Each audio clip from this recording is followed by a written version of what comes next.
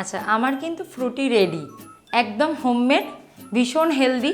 আর এটা কেমন হয়েছে আজকে আমার রিভিউ দেবে আমার মেয়ে। কেমন হয়েছে বলো? হেভি হয়েছে। দোকানের মতো লাগছে? হ্যাঁ। তাহলে কি আর কিনে খাবে? না। নমস্কার, শ্বেতাজ হোম কিচেন চ্যানেলে আপনাদের স্বাগত। আজকে আমি খুব দারুণ একটা পপুলার ড্রিঙ্কস রেসিপি করে দেখাচ্ছি, যেটা বাচ্চাদের খুবই প্রিয়। সেটা হলো ফ্রুটি। কিভাবে বাড়িতে তৈরি করা যায় আসুন দেখে নিই। প্রথমেই আমি এখানে দুটো পাকা আম নিয়েছি, আর লাগছে একটা কাঁচা আম।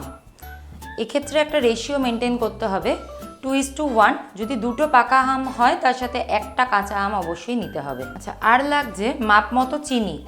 কতটা মাপ লাগবে সেটা মানে স্বাদ অনুযায়ী দেখেই বুঝতে হবে। আমি সেটা মাপটা বলে দেবো যে আমার এই ফ্রুটিটা করতে কতটা মাপ লাগছে।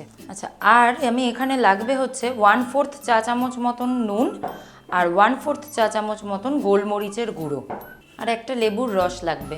প্রথমে আমগুলোকে আমি কেটে নিচ্ছি। এইভাবে ছুরির সাহায্যে আমের পাল্পগুলোকে ছাড়িয়ে নিতে হবে। আমি কত সহজে করতে পারছি দেখুন, আমি দেখিয়ে দিচ্ছি আপনাদের। আগে এইভাবে সবকটা করে নিয়ে তারপরে আমি এটা চামচের সাহায্যে বের করে নেব। কাঁচা আমটার প্রথমে খোসা ছাড়িয়ে নিচ্ছি। কাঁচা আমগুলোকে টুকরো টুকরো করে কেটে নেওয়ার পর একটা ব্লেন্ডার জারে আমি ওটা দিয়ে দিলাম। এবার পাকা আমের টুকরোগুলো আমি দিয়ে দিলাম।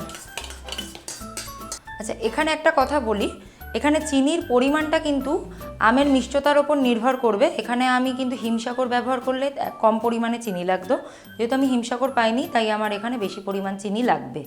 তারপরে এটাকে আমি সামান্য জল দিয়ে ব্লেন্ড করে নেব। ব্লেন্ড করে নেওয়ার পর খুব স্মুথভাবে ব্লেন্ড করে নিতে হবে। তারপরে এটাকে একটা ছাঁকনির সাহায্যে ছেঁকে নিতে হবে। অল্প অল্প করে ঢেলে এইভাবে ছেঁকে নিতে হবে। এটা আর ব্যবহার করব না, এটা ফেলে দেব।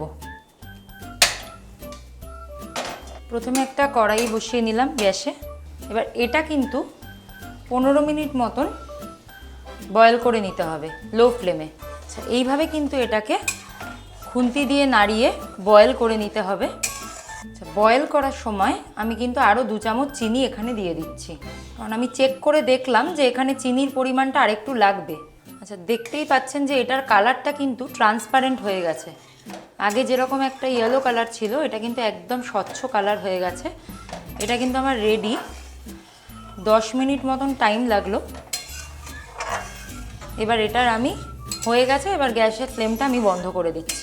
এরকম একটা বরফের বেড তৈরি করছি, কারণ এটাকে ইনস্ট্যান্ট ঠান্ডা করব বলে। আপনারা যদি মনে করেন আপনারা রুম টেম্পারেচারেও এটা ঠান্ডা করতে পারেন। আমি এটা কিন্তু বয়েল করে নেওয়ার পর আরও একবার ছেঁকে নিচ্ছি।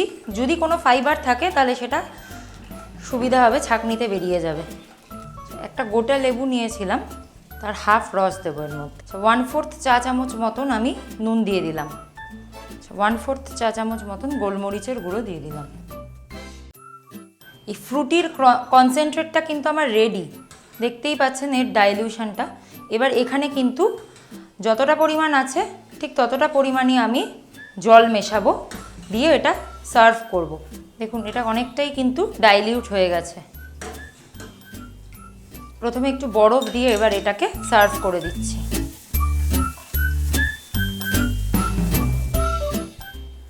আচ্ছা, আমার কিন্তু ফ্রুটি রেডি, একদম হোমমেড, ভীষণ হেলদি। আপনারা দেখতেই পারলেন যে আমি কিভাবে করেছি।